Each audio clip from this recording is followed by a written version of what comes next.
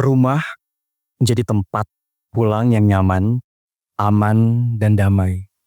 Disambut hangat oleh papa, mama, kakak, dan adik di setiap perbincangan yang mana matahari dan bulan silih berganti setiap harinya. Ini merupakan rumah saya masih berdiri kokoh, megah di kampung halaman tercinta, Kota Palu, pada tanggal 7 Juli 2018.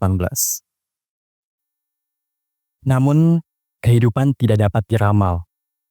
Rumah saya hancur melebur dengan tanah oleh gempa dan likuifaksi pada tanggal 28 September 2018, yang mana tempat tersebut merupakan tempat yang penuh dengan memori, kenangan.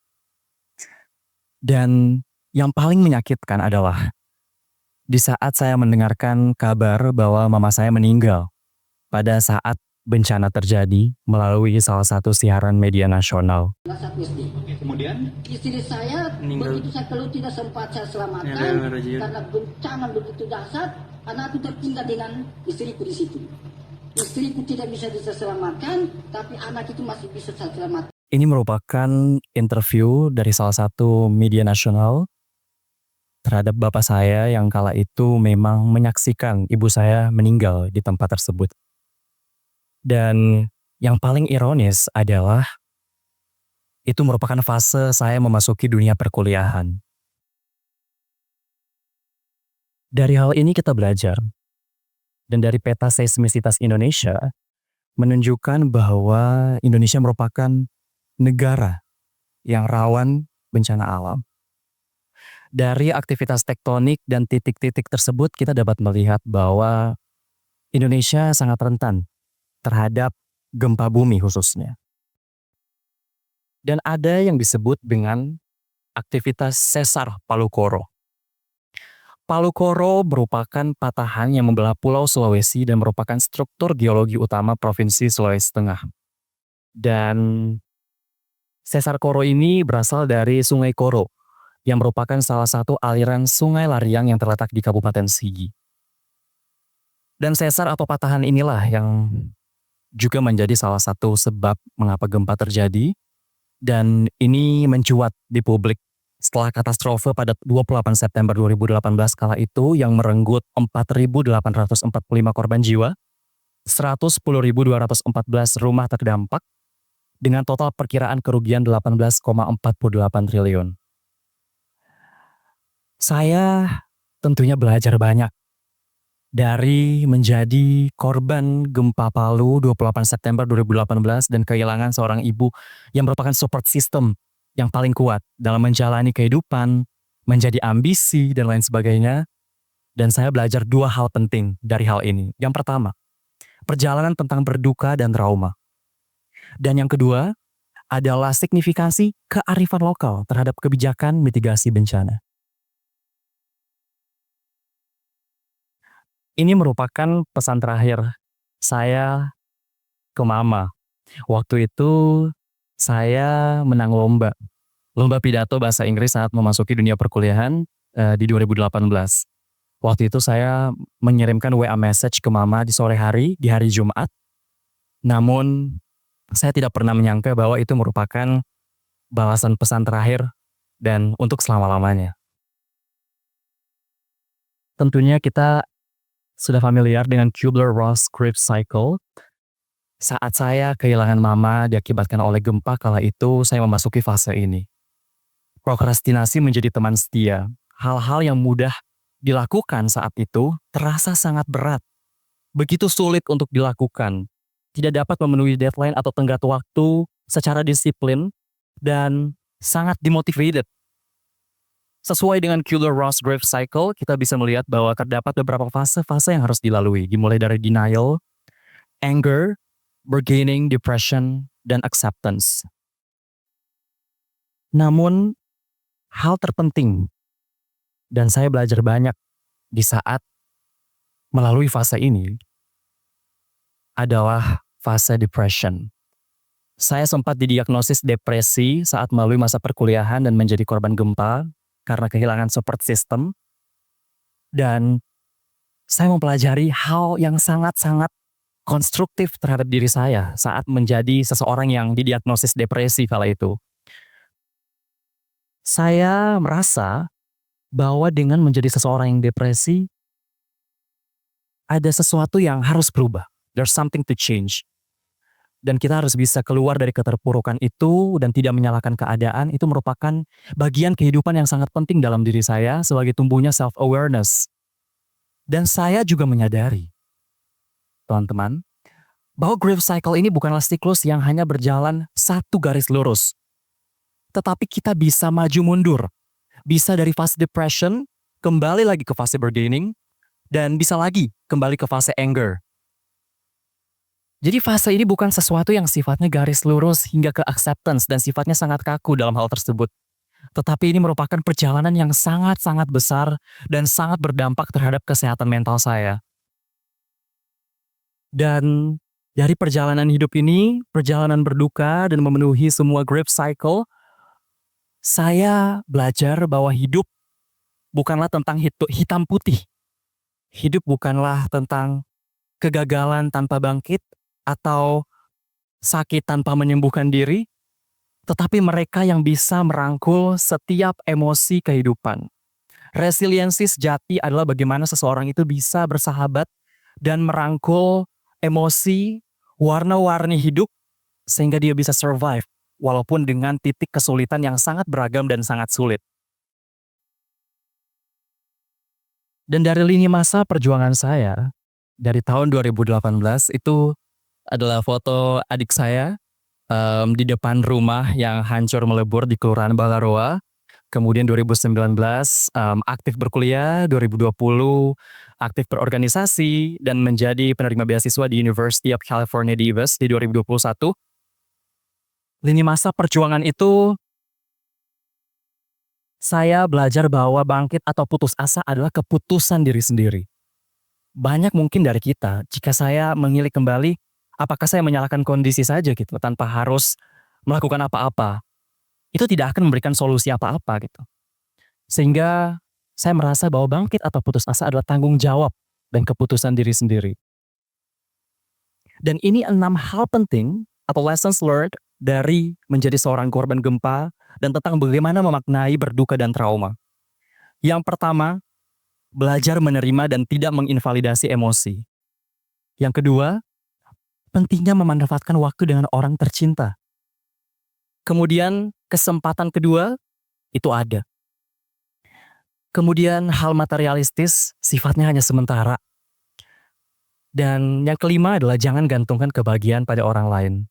Dan yang paling krusial dan terakhir dalam perjalanan kesehatan mental saya, yang mungkin ini merupakan momen di mana saya menunjukkan sisi vulnerability saya, yakni depresi bukanlah aib.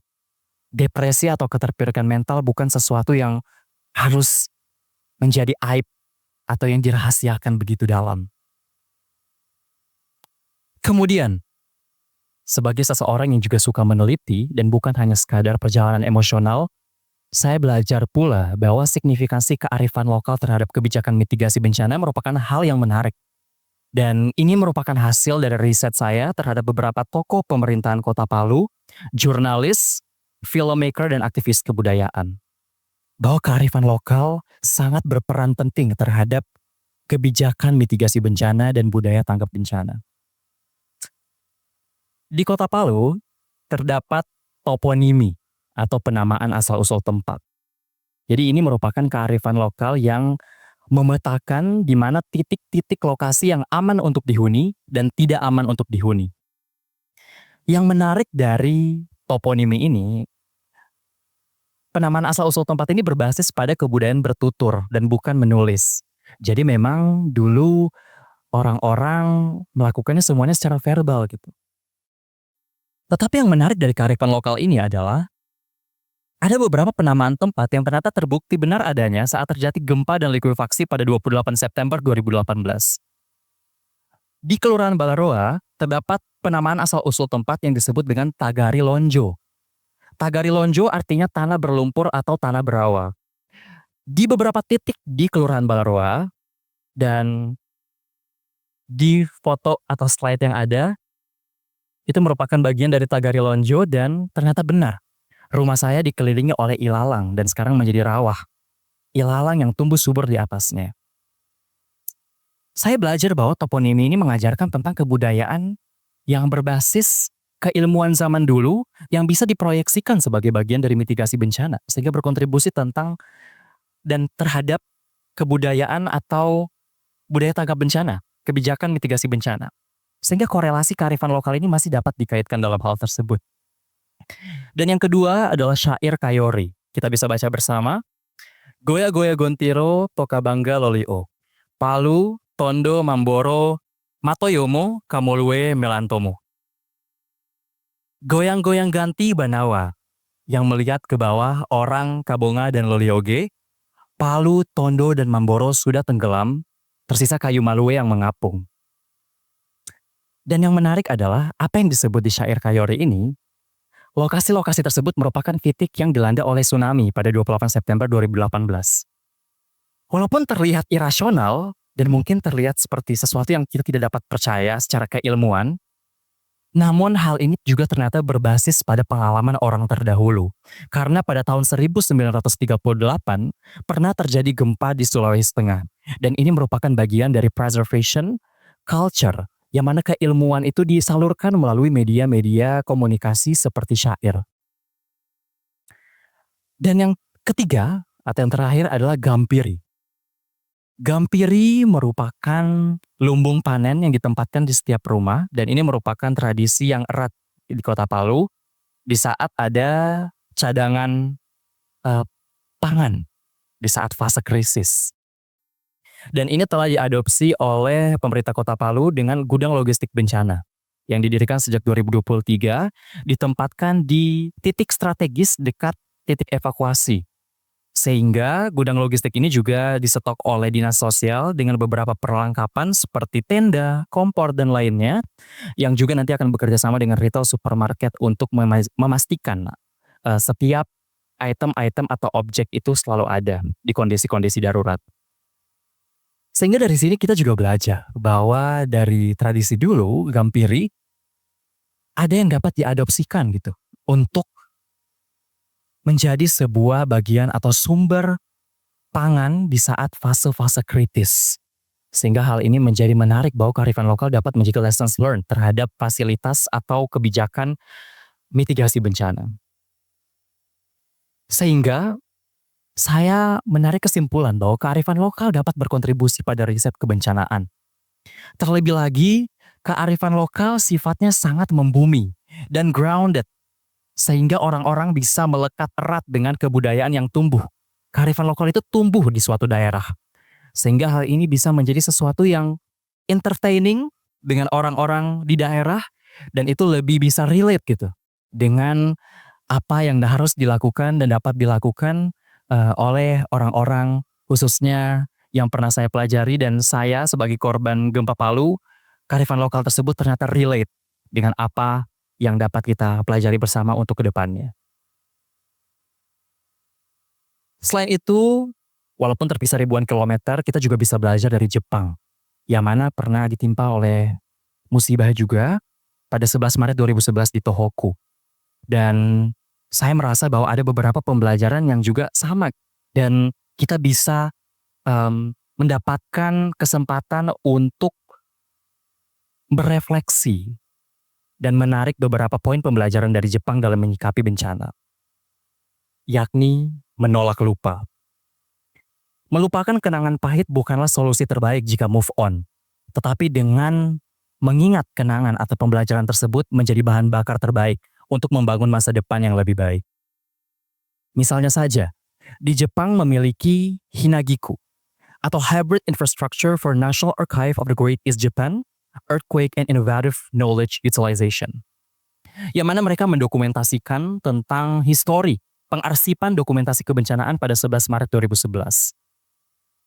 Dan hal ini tentunya menarik bahwa di Kota Palu juga telah diadopsi hal yang sama, di mana ada yang disebut dengan Monumen Balaroa Memorial Wall, sebuah monumen yang mengukir indah nama-nama korban gempa Palu 28 September 2018 yang tentunya menjadi objek yang sangat berharga bagi keluarga korban.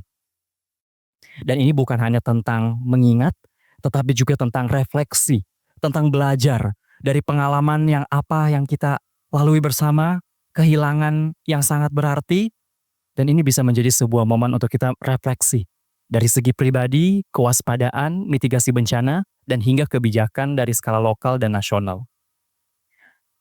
Di Jepang juga ada beberapa museum kebencanaan. Ini juga bisa menjadi pembelajaran buat kita, seperti Museum Gempa Bumi Kobe dan Memorial Tsunami Iwate.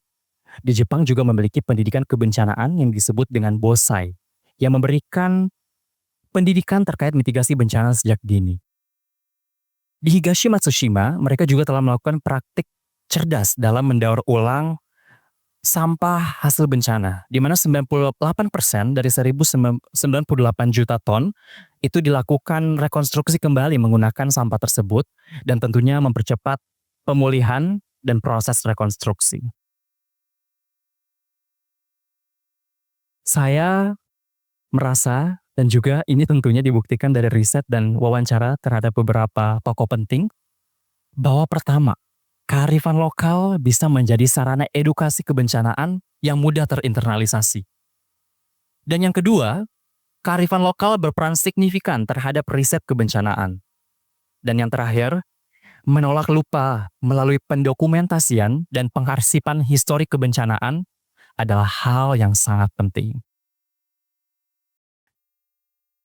Tentunya, apa yang telah saya sampaikan pada hari ini merupakan pembelajaran berharga saya sebagai korban gempa, dan semoga kita bisa belajar dari hal tersebut.